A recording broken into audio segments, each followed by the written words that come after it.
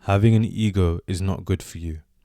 There's been this propagation of ego being this quality that will help you surpass all your competition, that it will result in you smashing all your goals and countless other benefits of it. This is all completely false. In this video, I will discuss the reasons for ego being a disadvantage to you, and to make this video useful, give you 3 actionable steps to help you solve it. The first and perhaps the most unconsidered negative of ego is complacency. Having an ego will result in you believing as if you're the absolute best at what you're doing, that no matter what you do, without apprehending the consequences of your actions, you will remain at the pinnacle. This is an extremely dangerous mindset to have, but unfortunately, many people have this, no matter how many times reality confronts them, that perhaps they're not as smart as they think, or athletic, or their lack of ability in certain things, that no matter how bad they do, they still continue to live in this fantasy in their mind that they're the absolute best.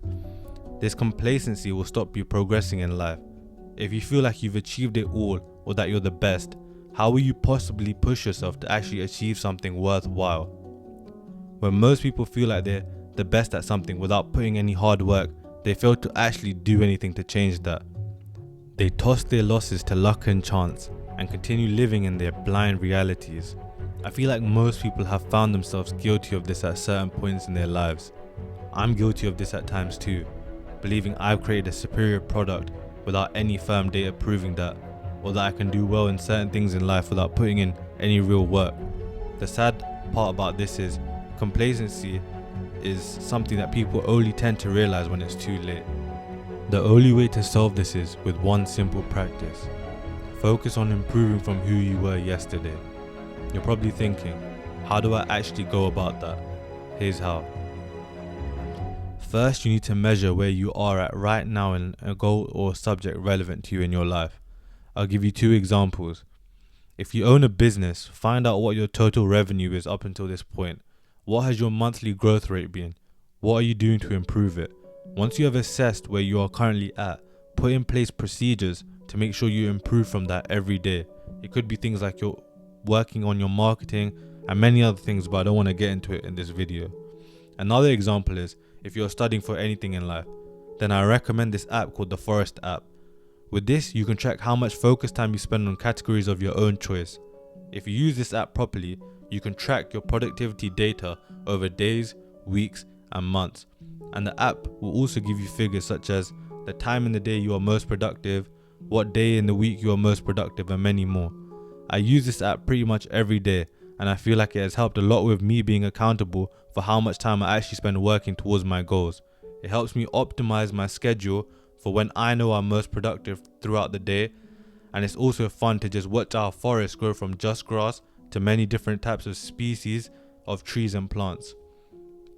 Most importantly, it gives me this feeling of wanting to improve from the day before, to improve from the total focus time of last week, month, and even the year. Ultimately, you'll be able to recognize how much work you're putting in and try to get rid of this complacency that we can achieve things without putting in much effort. The second negative of ego is the effect it will have on the people you surround yourself with. We all know that one person who is obsessed with themselves, how they brag about what they've achieved or how good they are at certain things in life. It gets to a point where you eventually start to get sick and tired of that person and start to find ways to avoid them completely. If you don't know anyone like that, there's a high chance it's probably you. Most people are trying to get on with their lives, and it's completely fine to celebrate your achievements with your social group. But if you constantly ramble on about yourself all the time, trust me, they'll start to get sick of it. They'll despise you for it. It's honestly just human nature. Most people can't apprehend the fact that someone is doing better than them, and it's even worse when it's someone they're close to. No matter how close you are to someone, it'll cross their mind a few times. A quote by Robert Greene sums this up well. Appearing better than others is always dangerous, but most dangerous of all is to appear to have no faults or weaknesses. People will start to hate you for being good at something, so learn to keep it to yourself. Controlling your tongue in all sorts of situations in life will help you deflate your ego, because people with big egos use lots of descriptions of themselves as shields. Each time you have the impulse to recite out the list of your achievements or have mini testaments about yourself, bite your tongue. This will require you to be focused in every single conversation, conscious of every word you speak, but I can guarantee from experience that doing this will help you in all your relationships in life. It will stop people from being able to throw your own words back on you in every loss, and it will make sure that people don't get sick and tired about hearing of what you've done all the time. The third negative of ego, and perhaps the most prevalent in society across the existence of humanity, is having an ego as a result of our material possessions. Most people are quite familiar with this topic in philosophy, but it's on the impermanence of these material objects and how in our short lives we are just borrowing these objects until it's passed on to someone else. We won't be around forever. Type news into Google and you will see how many unexpected deaths there are in this world, and the results you see are just the ones with a good enough story to write about. You never know when it's your time to leave this world. Don't cling on to the vanity of the things we own.